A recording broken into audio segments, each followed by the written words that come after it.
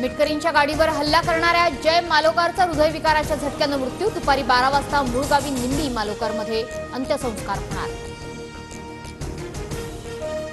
जय मालोकार सोबत धक्काबुक्की, मिटकरी समर्थक अमोल काळणेवर कारवाई व्हावी, जय मालोकारच्या नातेवाईकांची मागणी। मिटकरींना तुडवा नाहीतर पदमुक्त करणार, मनसे प्रदेश सरचिटणीस कर्णबाळा दुंबळेंच्या चिथावणीनंतर मनसे कार्यकर्त्यांकडून मिटकरींच्या गाडीची तोडफोड।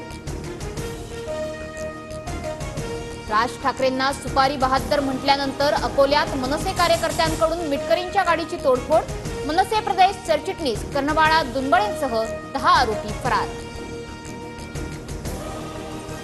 मिटकरींच्या गाडीवरील हल्ल्याप्रकरणी अकोल्याचे मनसे जिल्हाध्यक्ष पंकज साबळे आणि सौरभ भगत यांना अटक। प्रकृती ठीक नसल्यानं पंकज साबळेंवर रुग्णालयात उपचार। अकोल्यातील अमोल मिटकरींच्या घराबाहेरील पोलीस सुरक्षा वाढवली। मनसे कार्यकर्त्यांनी मिटकरींच्या गाडीची तोडफोड केल्यानंतर बंदोबस्तात वाढ। माझ्यावरील हल्ल्यामागे राज ठाकरेच मास्टरमाइंड, राज ठाकरेंनी मला मारण्याची सुपारी दिली, मनसे कार्यकर्ते म्हणाले। मिटकरींचा आरोप, राज ठाकरेंनी कुणाची सुपारी घेतली हे मिटकरींनी सिद्ध करावं। प्रकाश महाजनांचं आव्हान, तर कोणत्या सुपारी अंतर्गत शालिनीताई पाटलांचा कारखाना घेतला, महाजनांचा सवाल। लायकी समजून न घेता वक्तव्य केलं तर प्रसाद मिळणारच, अमोल मिटकरींच्या गाडीवरील हल्ल्यानंतर संदीप देशपांडेंचं वक्तव्य। वेशांतर करणारे हे हारून अल रशीदची मुलं, वेशांतर केलेल्या दादांच्या परवानगीसाठी शहांनी सीआरपीएफला कळवलं। अजित डोभालही कटात सहभागी असू शकतात, संजय राऊतांचा आरोप।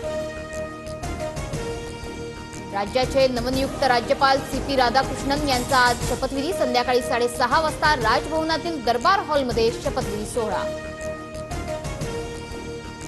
यशस्वी शिंदे हत्या प्रकरणी आरोपीला आज कोर्टात हजर करणार, आरोपी दाऊद शेखला सकाळच्या सत्रात कोर्टात हजर करण्यात येणार।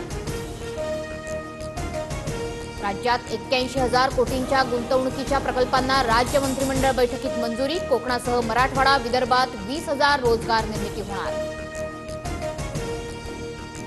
मराठा आरक्षणाच्या गोंधळाचा फटका पोलीस भरतीच्या उमेदवारांना, ईडब्ल्यूएस प्रवर्गातील भावी पोलिसांची उमेदवारी तात्पुरती स्थगित।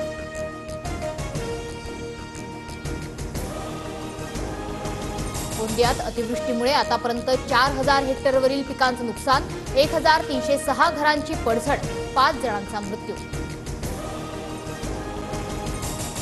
पुण्यासह कोकणात पुढील 5 दिवस मुसळधार पावसाची शक्यता, किनारपट्टीवरील वेगवान वारे वाहण्याची देखील शक्यता।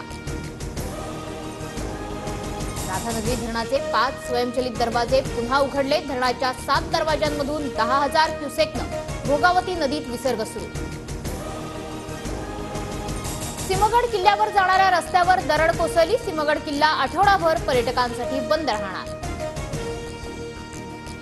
केरळच्या वायनाडमधील भूस्खलनात किमान 156 जणांचा मृत्यू, 90 जण बेपत्ता, आतापर्यंत 1,000 जणांचा रेस्क्यू, अजूनही अनेक जण ढिगाऱ्याखाली अडकल्याची शक्यता।